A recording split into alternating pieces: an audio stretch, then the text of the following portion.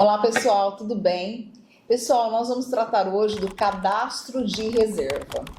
Então, o que é o cadastro de reserva? Vamos lá. Nas licitações, através do procedimento auxiliar do sistema de registro de preços, nós podemos instituir cadastro de reserva. Vamos pensar o seguinte: o cadastro é um cadastro mesmo, através do qual eu tenho ali licitantes que em o primeiro colocado, aquele que assinou a ata de registro de preços, não podendo nos atender, eu vou lá para esse cadastro de reserva. Ou seja, é um reserva. Estou no jogo, o jogador principal saiu, eu vou lá e pego o reserva imediatamente com toda a rapidez que a administração pública precisa. Bom, vamos lá.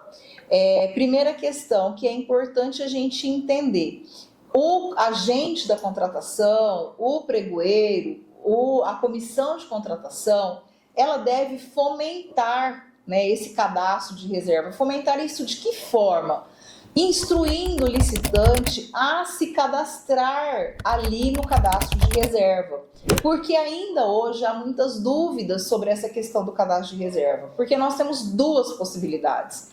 Então, é necessário esclarecer para o licitante sobre as duas possibilidades. Então, em sede de primeira possibilidade, esse licitante deve ser consultado pela possibilidade de ir para o cadastro de reserva com o preço praticado pelo primeiro colocado.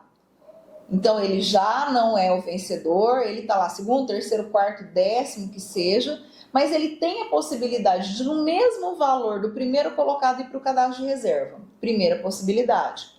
Em uma segunda rodada ali, o agente da contratação, pregoeiro, ele pode, então, deve esclarecer ao fornecedor que ele pode compor o cadastro de reserva com o valor da sua proposta final, do seu último lance, desde que esse último lance esteja dentro do valor da média da pesquisa de mercado do processo.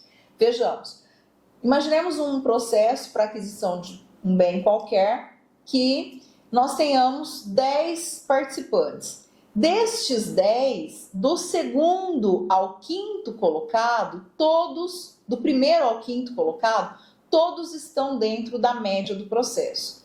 Eu tenho o primeiro colocado, que ele vai para a ata, ele assina a ata, ele vai ser convocado para assinar a ata com a administração pública, e então eu tenho a possibilidade de convocar do segundo ao quinto para o cadastro de reserva. Vejam bem, naquele momento de análise de habilitação, nós não vamos analisar a habilitação do cadastro de reserva, nós vamos analisar apenas a habilitação do primeiro colocado, que é aquele que vai assinar a ata. Esses que aceitaram, nesse exemplo nosso, vamos pensar aqui, o segundo colocado aceitou, o quarto colocado aceitou, o terceiro e o quinto não aceitaram. Então, o segundo e o quarto colocado, eles vão compor um cadastro de reserva.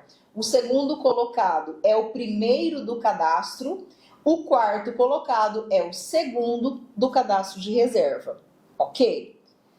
Vamos para a execução dessa ata. Imaginando, então, que em determinado momento o primeiro colocado não possa mais atender a administração.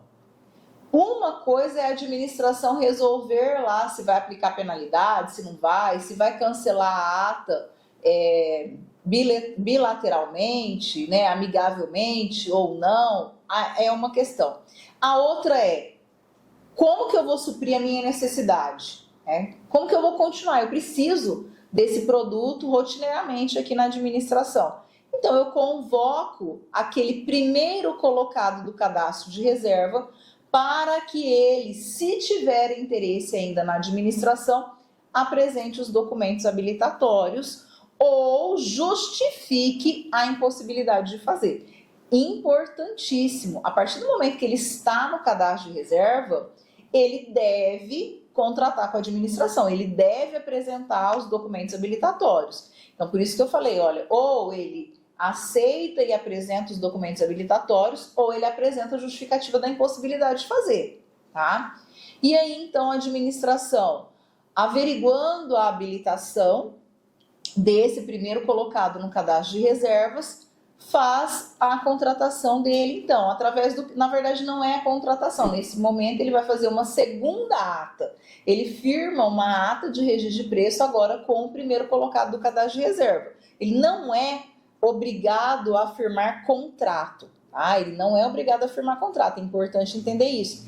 Nós podemos, então, fazer uma ata agora com esse licitante que era o primeiro colocado lá no cadastro de reserva e apresentou todos os documentos habilitatórios, certo? E aí, então, a administração pode começar a execução dessa segunda ata a partir de então.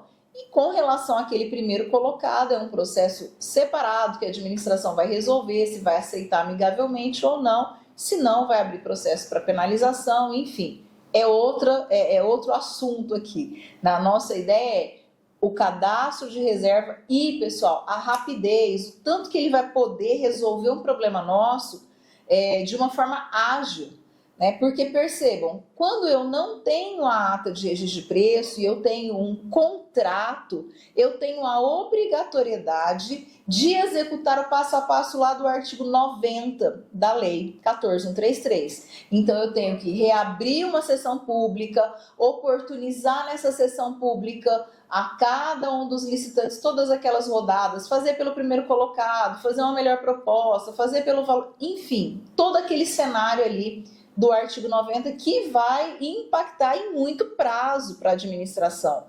E quando eu tenho o cenário de ata, eu tenho isso já, quando oportunizado o cadastro de reserva, uma possibilidade de resolver muito rápido. O fornecedor não me atendeu hoje, tá? Amanhã eu convoco o reserva para assumir, tá? De uma maneira bem rápida.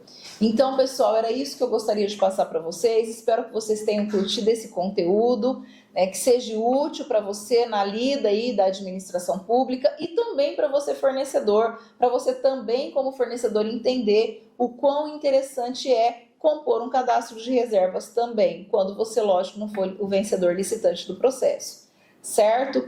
Se você gostou desse conteúdo, se inscreva no nosso canal, se você ainda não é inscrito, ative o sininho aí para receber nossos próximos vídeos e compartilhe aí com algum colega seu que você saiba que esse conteúdo é interessante, faz sentido, tá bom? Um grande abraço!